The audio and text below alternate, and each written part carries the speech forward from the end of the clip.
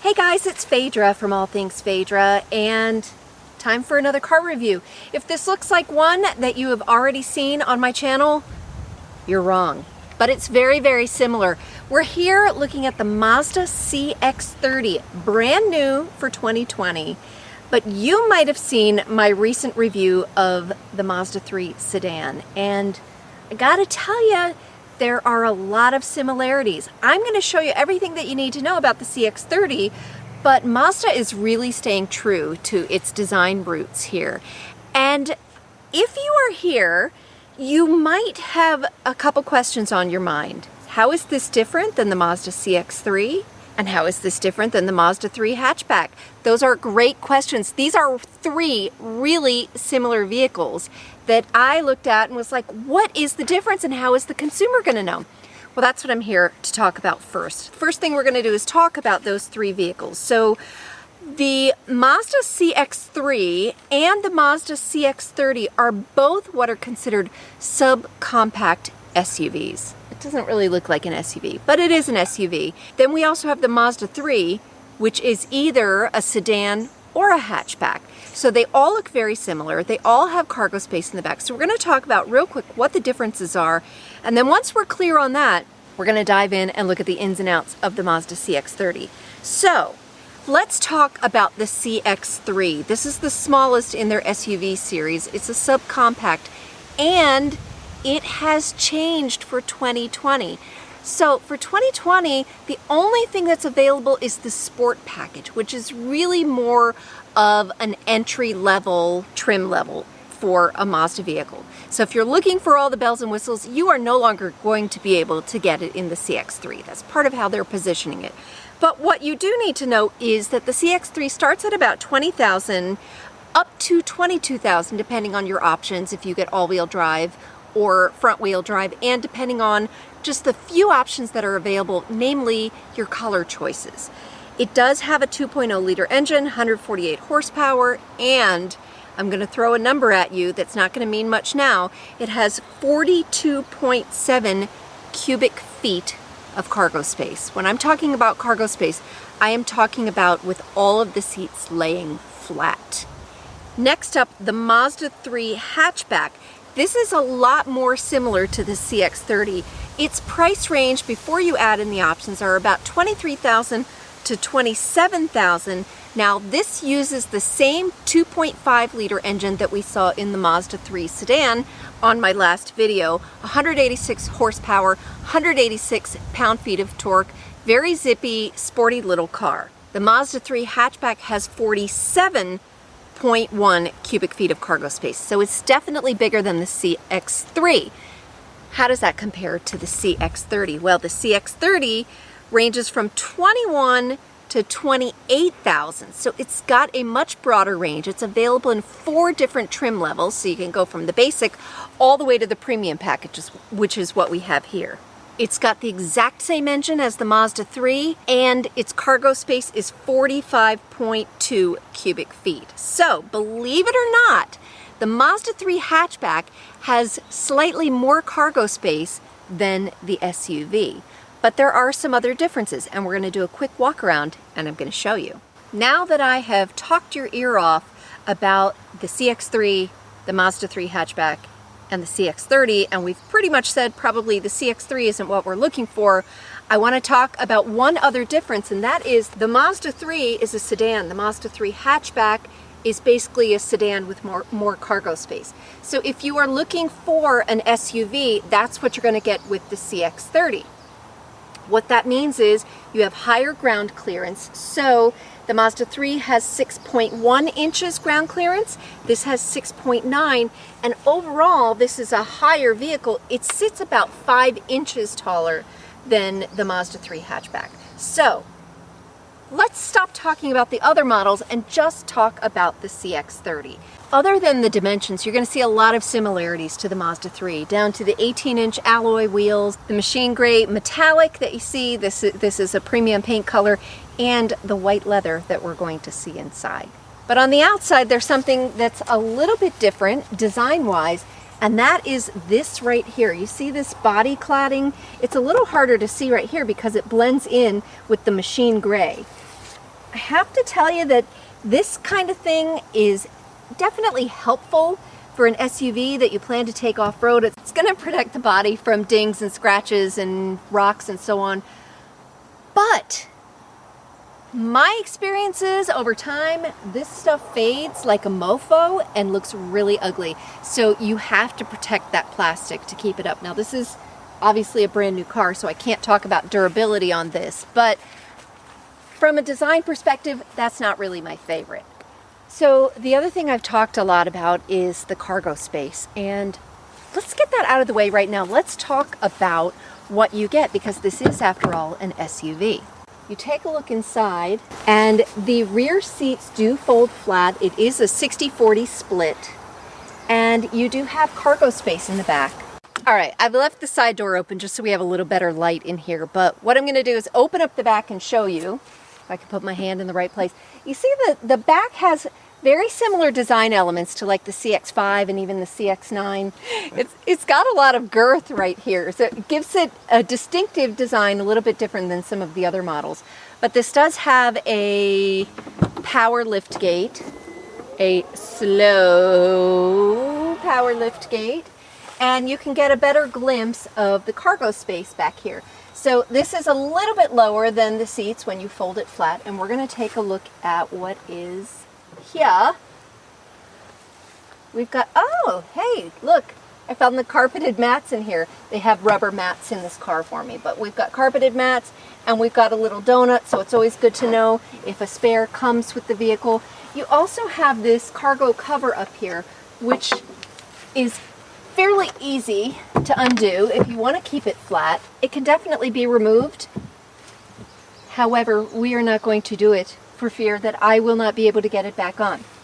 But I did want to show you that you can remove this if you needed to put larger cargo in the back here. Now, if you're questioning how much 45.2 cubic feet actually is, well, I'll tell you, I made my first Costco pandemic run in this vehicle just yesterday, and I fit $428 worth of groceries in this car. We're talking soda, we're talking paper towels, we're talking toilet paper, a lot of big items, and that's why the seats are down, because I had to put the seats down, and I fit everything in there. I even considered a trip to the garden center, but I decided to hold off on that.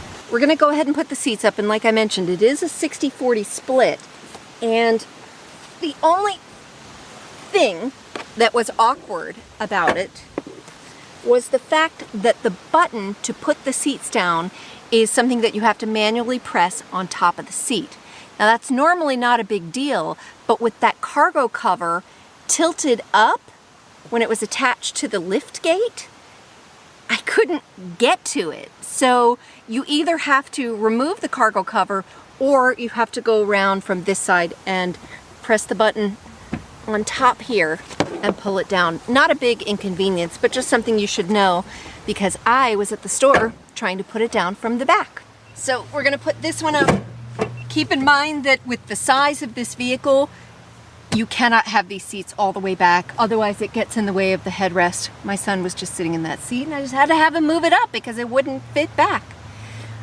Let me bring you inside the vehicle. We'll take a quick look at the back seat, and then we'll end talking about everything up front and the drive. Welcome to the back seat. If you remember from my Mazda 3 review, the back seat was pretty bare bones. There was not a whole lot back here because it's not necessarily designed for backseat passengers. I do find that the CX-30 has a little bit of an upgrade. You'll see that it does have some AC vents back here, which is always greatly appreciated, especially this time of year. It has a center console, which has some drink holders. I don't think that's anything special. But other than that, you won't find anything remarkable back here. No USB ports. And you can do some drinks in the doors. There's a little bit of room for that there. Overall, though, the leg space is pretty nice. I don't feel cramped. I always like to remind people I am 5'3". I am short, and I am currently sitting behind where I, as the driver, sit. So I like to put one of the seats back so you can see what the legroom is really like if someone has the seat all the way back. With the seat all the way back, this basically feels like an airplane ride where my knees are touching. I have no room to stretch. So if you were much taller than 5'3", you would definitely want your passenger to slide that seat forward. Now let's go up front and let's talk about the passenger space. I'm gonna apologize if the air conditioning noise gets a little loud, but guess what? I need the cool temperatures here. I've already told you about the engine. It's 2.5 liter 4-cylinder engine, the same as in the Mazda 3, which I actually really enjoyed. It's very zippy, very torquey ride, so very, very responsive. The other thing this has, same as the Mazda 3, is the 6-speed transmission. With the premium package, I do get the paddle shifters on the back of the steering wheel that are kind of fun, but not really necessary. If that's something you like, great. Let me show you what else is up front here in the cabin. Okay, I know I keep mentioning the Mazda 3, but if you're familiar with that car, this dashboard will look very, very similar. Now, the one thing that Mazda does well, and I want to talk about this for a second, is color. So they do a really good job of blending. You'll see the black and the brown, and I am a light interior kind of person. So this is what Mazda considers white leather, and I want to show it to you because it's not really white. They used to call it parchment. It's just a really, really, really light tan. And I know some people are worried about dirt. I have this on my own personal Mazda vehicle, and I've had it for 4 years, and the only place I maybe get a little bit of discoloration is right where I get in and out of the vehicle on the side of the seat. But hey, if you clean it frequently, it's not an issue. The other thing that Mazda does really well for light-colored interiors is they make the floor black. Now this has the all-weather car mats in it right now to help keep it cleaner. You get the convenience of a dark interior without it showing much dirt, without it feeling too dark and heavy, because you can still have a light interior. Those are the things I think about. And like I mentioned again, these brown accents on the dashboard, I love this. Similar to the Mazda 3, we have that 8.8-inch in-dash display. I think that's 8.8. If not, I know you guys will correct me. And it looks like it's set a little low, like it might be challenging to see. And the screen line actually comes to right here, not all the way down at the bottom. So there is room for it to be sunken like that. But this is one of my few complaints about the Mazda. This Mazda, more than the others that I've noticed, I feel like I cannot get high enough. So my seat is up to maximum height. That's usually what I have to do. And while I have great visibility, I feel like the instrument panel feels a little low. And the other thing, even though I adjusted the steering wheel to one of the lowest settings, I still feel like I need to lean over a little bit to check and see if I've left the car in sport mode or not, because that's really the only indicator on the dash. I think Mazda's very smart about keeping the steering wheel design very clean and very intuitive. You have the cruise control, you have the distance setting, you have changing your source if you want to change your music, and your telephone and volume controls. And like I mentioned, on this particular trim, we have the paddle shifters back here.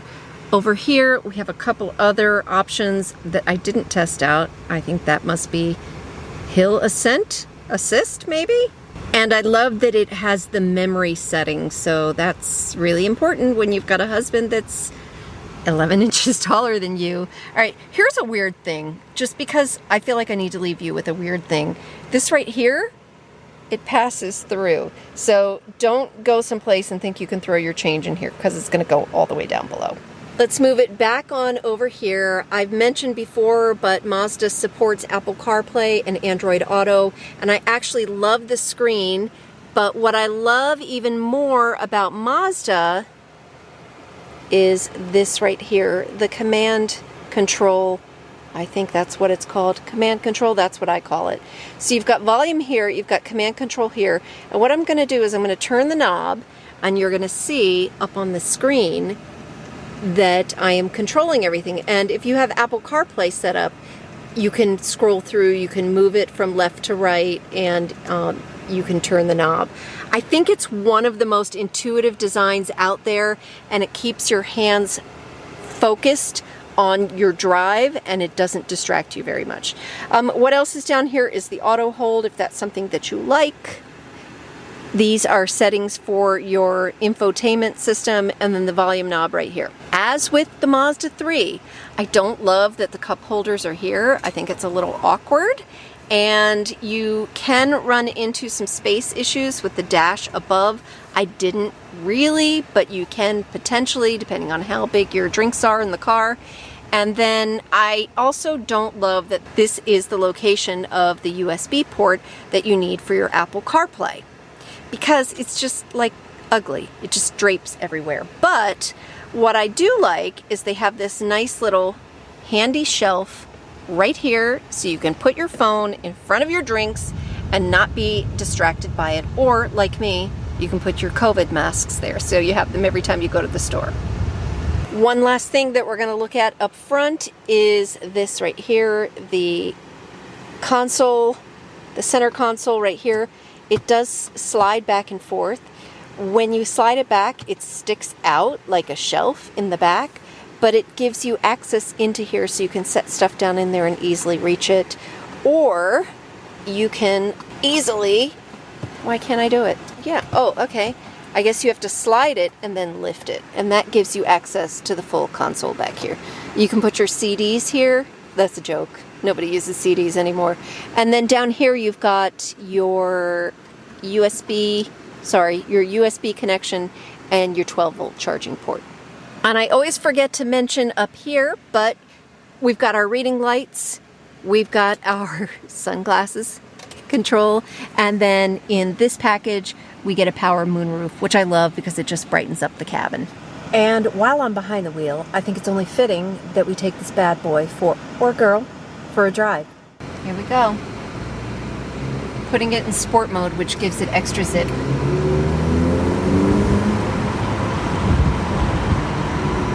And just in case you're worried that you might be a little too zippy, while you're driving, Mazda will put a red line where the speed limit is, so that if you happen to maybe go, oh, just a hair above the speed limit, it will start to show a red line indicating how far above the speed limit you are. It's fun, it's zippy. Now let's get out, wrap this up, and I'm going to tell you how much this whole thing costs. And we're back for your final look at the Mazda CX-30 all-wheel drive premium package. I hope that I've helped a little bit with some of the confusion you might have with the CX-3, the Mazda 3 Hatchback, and the CX-30.